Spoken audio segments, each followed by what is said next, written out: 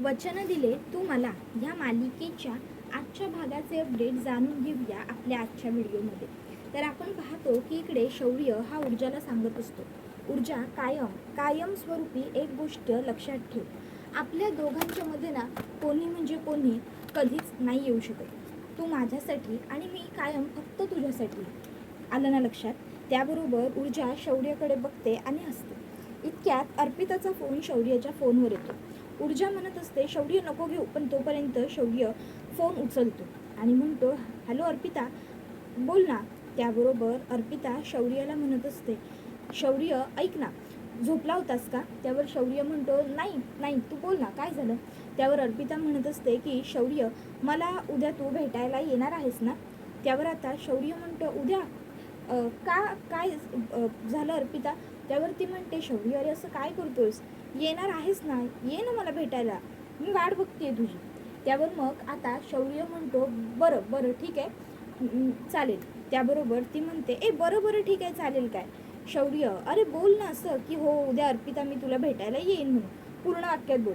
शौर्य म्हणतो, अर्पिता काय बालिशपणा आहे हा, काय गरज आहे ह्या सगळ्याची? त्यावर अर्पिता म्हणते, शौर्य अरे म्हण ना, जर म्हटलं नाहीस तर मी फोन ठेवणार नाही या, मग बघ. त्यावेळी मग अर्पिता म्हणते, अरे शौर्य बोल ना की उद्या तू मला भेटायला येणार आहेस म्हणून, बोल शौर्य.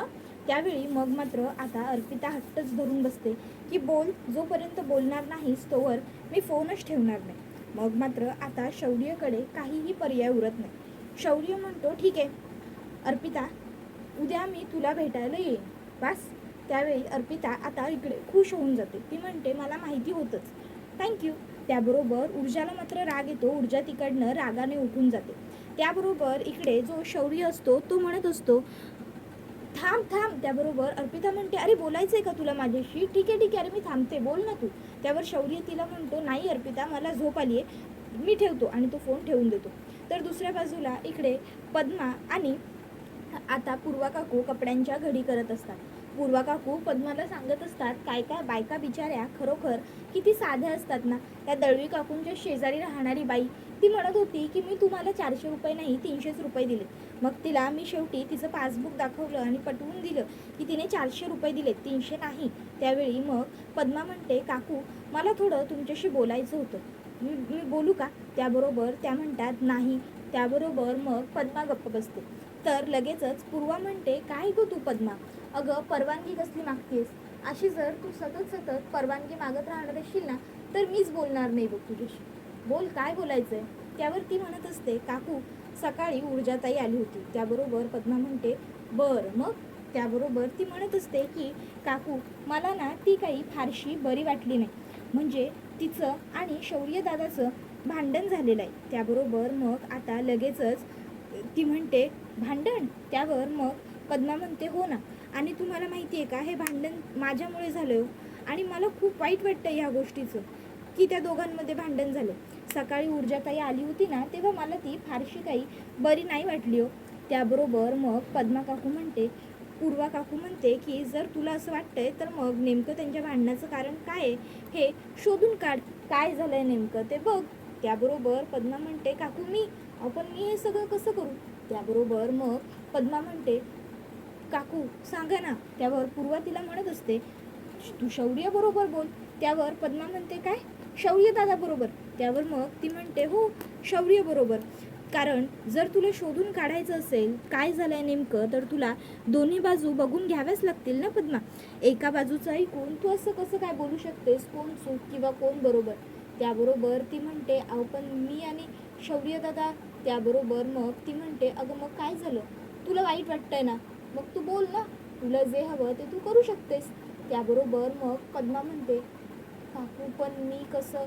त्याबरोबर मग पूर्वा म्हणते, हे बघ पद्मा, मी त्या दोघांच्या मध्ये नाही बोलू शकत, कारण काय होतं ना, लहानांच्या भांडणामध्ये जर मोठ्यांची इन्व्हॉल्वमेंट झाली ना की मग त्या भांडणाला एक टोकाचं स्वरूप येतं आणि उगाचच्या उगाच ते देण्याची काहीही गरज नाही आहे. त्याबरोबर पद्मा म्हणते, काकू पण तुम्हाला वाटतंय ना शौर्यदादा आणि ऊर्जाताईमधलं भांडण लवकर मिटेल म्हणून? त्याबरोबर मग पूर्वा हसते आणि म्हणते, अगं हो नक्की पद्मा, अगं नवरा बायकोचं भांडण म्हणजे ना चहा सारखं असतं, कप बशीतल्या, किती वेळ टिकणार, शेवटी एकत्र येणारच. त्याबरोबर हे ऐकून पद्मा हसते आणि म्हणते, अगदी तुम्ही म्हणताय तसंच व्हायला हवं काकू. त्या दोघांमधलं भांडणसुद्धा लवकरात लवकर मिटायला हवं. ठीक आहे, मग आता मी उद्या शौर्यदादाबरोबर बोलेन. उद्याच्या उद्या त्या दोघांचं भांडण मिटायला हवं असंच काहीतरी बघेन. त्याच्यानंतर मग आता दुसऱ्या बाजूला इकडे हर्षवर्धन हा रात्रीचा झोपलेला नसतो, तो जागाच असतो. त्यावेळी आता विजया उठते. विजया हर्षवर्धनला हे असं जागं बघते आणि लगेच तिकडे येते आणि विचारते, हो काय झालं? तुम्ही अजून जागरण करताय? तुमची तब्येत तर ठीक आहे ना? तुम्हाला बरं वाटत नाहीये का? काही होतंय का?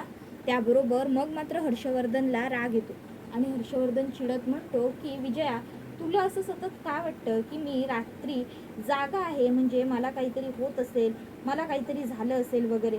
त्याबरोबर मग विजया म्हणते की अहो, मी तुमच्या काळजीपोटीच विचारत होते ना. त्याबरोबर हर्षवर्धन म्हणतो की कामाचा विचार करतोय मी, माझ्या कामामुळे मी जरा रेस्टलेस आहे, समजलं. त्याबरोबर विजया म्हणते अहो पण. त्याबरोबर हर्षवर्धन म्हणतो की आता काय विजया? त्यावर विजया म्हणते की तुम्ही एवढ्या मोठ्या केस लढलात, आत्तापर्यंत किती काम केलं, पण ह्या शिर्केंची केस जेव्हापासून हातात घेतली आहेत ना, तेव्हापासून नुसतं तुम्हाला टेन्शन असतं, तुमच्या जीवाला टेन्शन असतं. तसा हर्षवर्धन भडकतो आणि म्हणत असतो की एक मिनिट, मी त्या विक्रांत शिर्केसाठी अजिबातच टेन्शन घेत नाहीये किंवा मला त्याच्याबद्दल काही वाटत सुद्धा नाही, समजलं ना. मी जे काही टेन्शन घेतोय ना, ते आपल्या तीर्थासाठी. हे विक्रांत आणि पद्माच्या लग्नाचा जो काही घाट वगैरे घातलाय, ते सगळं मी आपल्या तीर्थासाठी करतो. मला आपल्या तीर्थाला वाचवायचं. त्याबरोबर मग आता ती लगेचच म्हणते, अहो मला माहिती आहे की तुम्ही तुमच्या कामांमध्ये तुमची पद्धत बरोबर वापरता, पण तरीही तुम्हाला एक गोष्ट सांगू का? त्यावर हर्षवर्धन तिच्याकडे बघतो. त्यावर ती म्हणत असते की त्या ऊर्जाला लवकरात लवकर घरातून बाहेर काढण्यासाठी काहीतरी मार्ग शोधून काढावा लागेल आपल्याला. नाही, मला मान्य आहे की हे सगळं करणं इतकं वाटतंय तेवढं सोपं नाही आहे, हे सगळं खूप अवघड आहे वगैरे, मला सगळं मान्य आहे, पण तरीही आपल्याला लवकरच काहीतरी करायला हवं. कारण शेवटी आता शौर्य हा अर्पिताकडे रोज जाऊ लागला. त्या दोघांमधली जवळीक वाढू शकते. या ऊर्जाला सुद्धा शौर्य रोज रोज भेटला म्हणूनच हिच्या प्रेमात पडला ना. मग जर अर्पिताला रोज असा शौर्य भेटत राहिला तर एक दिवस शौर्यला अर्पिता आवडायला लागेल. त्यावर मग हर्षवर्धन म्हणतो, तू हे एवढ्या खात्रीने कसं बोलू शकतेस? तशी विजया सांगत असते की शौर्य आज जेव्हा अर्पिताला भेटून आला तेव्हा त्याच्या छातीवरती रंगाचा डाग होता. त्यावर हर्षवर्धन म्हणतो की विजया, एवढ्या एका गोष्टीने उगाचच तुला हुरळून जाण्याची काहीही गरज नाही आहे. मला असं अजिबात वाटत नाही की तो जो डाग लागला होता त्यामध्ये शौर्याने काहीतरी इनिशिएटिव्ह घेतलं असेल, ते सगळं अर्पिताने घेतलेलं इनिशिएटिव्ह असेल. त्याबरोबर विजया म्हणते, अहो मग मी नाही म्हणतच नाही आहे ना या गोष्टीसाठी, पण आज शौर्याची इन्व्हॉल्वमेंट शून्य आहे, पण उद्या तर शौर्याची इन्व्हॉल्वमेंट होऊ शकते ना. हे बघा, कुठल्याही परिस्थितीत मला अर्पिताला ह्या घरची सून बनवायचं आहे म्हणजे आहे, बस. त्या व्यतिरिक्त मला दुसरं काहीही माहीत नाही आहे, कळतंय का तुम्हाला? अहो एवढी चांगली मुलगी आपल्या घरची सून झाली तर किती फायदा होईल आपला. त्यावर हर्षवर्धन म्हणत असतो की त्यासाठी आधी त्या ऊर्जाला घराच्या बाहेर काढावं लागेल. खरं सांगू का तुला विजया, तर ती ऊर्जा मला सुद्धा अजिबात आवडत नाही. पण आपला मायनस पॉईंट काय आहे माहिती? आपला मुलगा जो आपल्या बरोबर नाहीये, जो त्या ऊर्जाला ह्या घरात घेऊन आलाय ना, तो आपला शौर्य.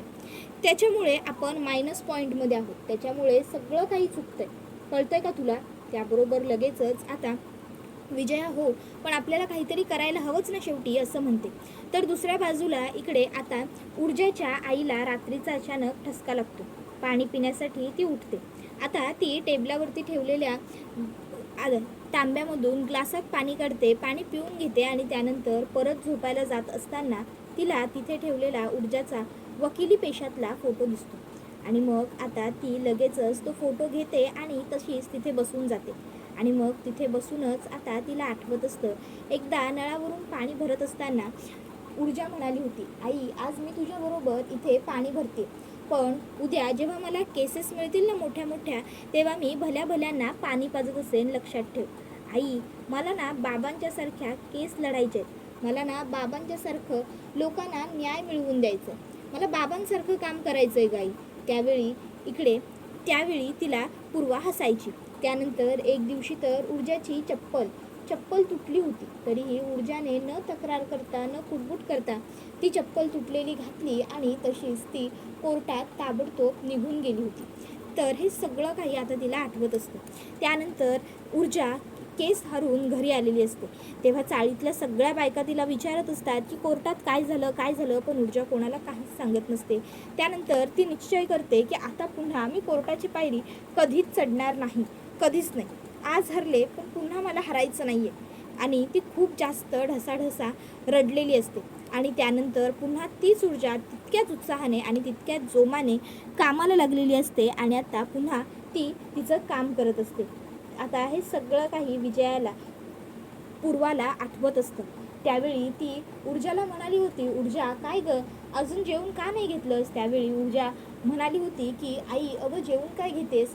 हे बघ ना, अजून ह्या पद्माच्या केसचं ॲपिडेमिट मला बनवायचं आहे. हे पूर्ण झाल्याशिवाय मला कसं काय जेवण जाईल? हे पूर्ण करते आणि मगच मी जेवायला बसते. तू काहीच काळजी करू नको.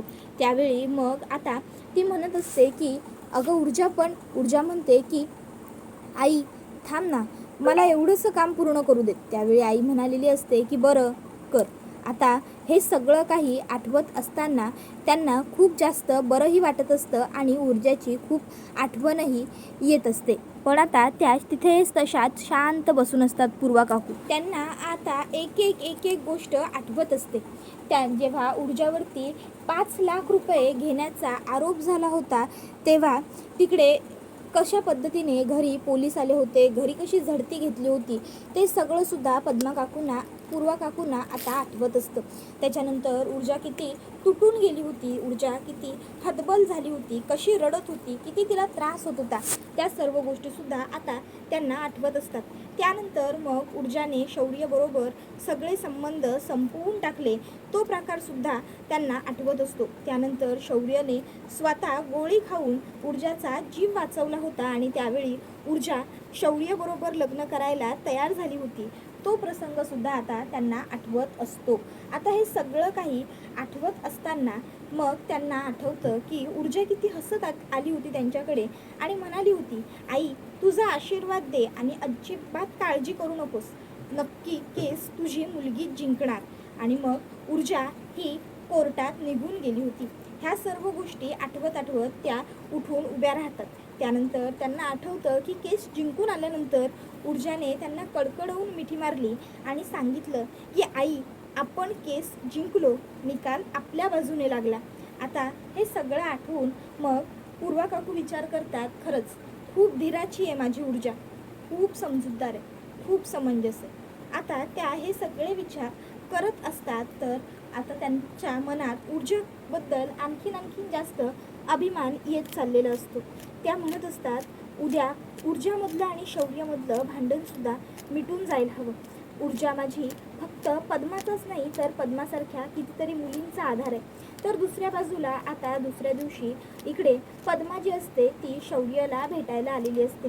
आता ती शौर्यला म्हणते, शौर्य दादा ऐका ना. त्यावेळी शौर्य हा तिला म्हणतो, बोल पद्मा. पद्मा म्हणते, शौर्य दादा शौर्य म्हणतो, पद्मा जे काही असेल ते तू बोलू शकतेस, शांतपणे रिलॅक्स हो आणि मला सांग काय झालं. त्यावर मग पद्मा म्हणत असते, शौर्य दादा मला माहिती आहे माझ्यामुळे तुमच्यामध्ये आणि ऊर्जाताईमध्ये खूप मोठं भांडण झालं आहे ते, पण शौर्य दादा माझ्यामुळे नका ना तुम्ही भांडू. त्यावर शौर्य म्हणतो, तू खूप जास्त विचार करतेस या गोष्टींचा पद्मा. त्यावर पद्मा म्हणते, अहो शौर्य दादा विचार करते म्हणजे काय, तुम्ही विसरलात का, तुम्ही काय म्हणाला होतात की माझ्यामुळेच तुमचं सगळं जुळलं. अहो तुम्ही मला तुमचं प्रेम माझ्यामुळे जमलं असं म्हणालात. अहो तुम्ही मला तुमच्या लग्नात गाठ बांधायला सांगितलीत आणि आता तुम्ही दोघंजणं माझ्याचमुळे भांडताय, मग मला कसं बरं वाटेल. शौर्य दादा प्लीज माझ्यामुळे तुम्ही उगाचच दोघंजणं भांडू नका, मला खूप वाईट वाटतंय हो ह्या सर्वाचं. त्याबरोबर मग शौर्य म्हणतो की हे बघ, आम्ही दोघं तुझ्यामुळे नक्कीच भांडत नाही आहोत पद्मा, आमच्या भांडणाला काहीतरी वेगळं कारण आहे खरंच. त्याबरोबर मग पद्मा म्हणते काय. त्याबरोबर शौर्य तिला म्हणतो की तुला माहीत नाही आहे पद्मा, ऊर्जाला असं वाटतंय की डॅडने तिच्यावरती तो हल्ला घडवून आणला होता. अगं आतापर्यंत जेव्हा ऊर्जा बरोबर होती तेव्हा मी तिच्याबरोबर 100 नाही 110% उभा होतोच, पण आता ऊर्जा चुकतीये आणि तिला तिच्या चुकीची जाणीव करून देण्याची गरज आहे. तुला माहिती आहे का, मला मान्य आहे की ते शिर्के वाईट आहेत किंवा डॅडने सुद्धा आतापर्यंत खूप चुकीच्या लोकांना मदत केली आहे, गुंडांना तुरुंगातून बाहेर सोडवलं आहे वगैरे वगैरे. पण एखाद्या माणसाचा जीव घेण्याइतपत माझे डॅड नक्कीच वाईट नाही आहेत. तुलासुद्धा माहिती आहे ना ही गोष्ट पद्मा. त्याबरोबर पद्मा म्हणते हो दादा. त्याबरोबर मग आता लगेचच शौर्य म्हणतो मग सांग या अशा परिस्थितीत मी काय करायला हवं. त्याबरोबर लगेचच आता इकडे पद्मा म्हणते की मग दादा आता काय करायचं. त्यावर शौर्य म्हणतो की ह्यावेळी तरी मी ऊर्जाच्या बरोबर नसणार आहे पद्मा, ह्या एका गोष्टीसाठी. त्याबरोबर मग आता मात्र पद्माला सुद्धा सुचत नसतं की काय करावं. त्यावर शौर्य म्हणत असतो की मला माहिती आहे पद्माला मी कितीही ऊर्जाला मी कितीही समजवलं, काहीही सांगितलं तरी ती माझं काही ऐकणार नाही. त्यावेळी मग आता इकडे पद्माच ठरवते की आता ऊर्जाताईबरोबर जे काही बोलायचे ते मीच बोलेन. मीच ऊर्जाताईला सर्व काही समजावून सांगेन. ऊर्जाताई माझंच नक्की ऐकू शकेल. आणि मग आता ती ऊर्जाबरोबर बोलायचं असा ठाम निश्चय करते. त्याबरोबर मग लगेचच दुसऱ्या बाजूला इकडे आदित्य हा सकाळ सकाळ कॉफी घ्यायला आलेला असतो. त्याबरोबर विजया त्याला विचारते काय रे तुला आज संडे वगैरे आहे असं काही वाटलंय का. त्याबरोबर आदित्य म्हणतो नाही ग मॉम तसं काही नाही आहे. त्यावर ती म्हणते की अरे नाही रे उशिरा उठलास ना आज तू पहिल्यांदा म्हणून म्हणते, नाहीतर रोज सकाळ सकाळ तुझ्या डॅडचा पहिला प्रश्न मला हाच येतो आदित्य कुठे आहे. त्याबरोबर मग ती म्हणते पण आज त्यांनीही विचारलं नाही आणि तूही निवांत होतास त्याच्यावरूनच मला कळलं. त्याबरोबर मग आदित्य म्हणतो अगं आई काय सांगू तुला रात्रीची ना झोपच लागत नाही. त्यावर ती म्हणते झोप लागत नाही का रे काय झालं. त्यावर आदित्य म्हणतो अगं ती शौर्याच्या खोलीतली गादी आहे ना ती खूप जास्त मऊ आहे त्यामुळे. त्यावर विजया म्हणते खरंच रे शौर्याच्या नादात उगाचच्या उगाच तुझ्या बिचाऱ्याच्या जीवाचे हाल होत आहेत ना. त्याबरोबर मग आता लगेचच आदित्य म्हणतो मॉम हाल वगैरे काय बोलतेस. त्यावर ती म्हणते तुला तुझी रूम तुझं सगळं सोडून राहावं लागतंय. त्यावर आदित्य म्हणतो मॉम तसं काहीही नाही आहे आणि शौर्याच्या खोलीत काय माझ्या खोलीत काय मला झोपायचंच आहे ना. मला दिव्या असली काय दिव्या नसली काय मला काही फरक पडत नाही. आता आदित्यचं हे एक वाक्य विजयाला खूप काहीतरी सांगून जातं. दिव्या खोलीत असली काय दिव्या तिथे नसली काय काहीच फरक पडत नाही. त्यावेळी मग आता ती लगेचच विचारात मग्न होऊन जाते. आदित्य म्हणतो मॉम कॉफी देतेस ना. तशी विजया म्हणते हो. आणि मग लगेचच विजया ही पटकन आदित्यला कॉफी देते. आता कॉफी दिल्याबरोबर मग आदित्य हा लगेचच म्हणतो बरं मॉम प्लीज प्लीज प्लीज पटकन ब्रेकफास्टचं बघ मी आवरतो हा तोपर्यंत. विजया म्हणते हो बघते ना. आणि आता आदित्य तिकडनं निघून गेलेला असतो. त्याच्यानंतर मग आता लगेचच इकडे जी पद्मा असते ती म्हणते की आज मी ताईला सांगूनच टाकेन की मी विक्रांतबरोबर लग्न नाही करणार. जर मीच विक्रांतबरोबर लग्न करायला नाही म्हटलं तर मग ताईमधलं आणि दादामधलं भांडण आपसूक मिटेल. त्यानंतर ऊर्जा तिकडे आलेली असते. ऊर्जा पद्माला म्हणते पद्मा काय गं काय झालं तू मला असं अचानक का बोलवून घेतलंस आणि आई कुठे आहे आई. त्याबरोबर मग लगेचच ती म्हणत असते अगं ताई काकू घरात नाही आहेत काकू जरा दळवी काकूंकडे गेल्यात. त्याबरोबर मग ऊर्जा म्हणते अच्छा बोल ना काय झालं तू मला असं अचानक का बोलवून घेतलंस पद्मा. त्याबरोबर पद्मा म्हणते ताई मला थोडं तुझ्याशी महत्त्वाचं बोलायचं आहे. त्याबरोबर ऊर्जा म्हणते अगं मग बोल ना काय झालं. त्यावर मग पद्मा म्हणते ताई मला त्या विक्रांत शिर्केबरोबर लग्न नाही करायचं. त्यावर हे ऐकून ऊर्जा म्हणते काय बोलतेस तू हे पद्मा. पद्मा म्हणते हो ताई माझा निर्णय ठाम आहे मला त्या विक्रांत शिर्केबरोबर लग्न नाही करायचं. त्यावर हे ऐकून आता ऊर्जाला खूप मोठा धक्का बसतो. त्यानंतर ऊर्जा शौर्याला कॉल करते आणि ऊर्जा शौर्याला सांगते की शौर्य मला तुला भेटायचं आहे लवकर मला भेटायला ये. आणि त्यानंतर त्या दोघा नवरा बायकोंमध्ये कडाक्याचं भांडण होतं.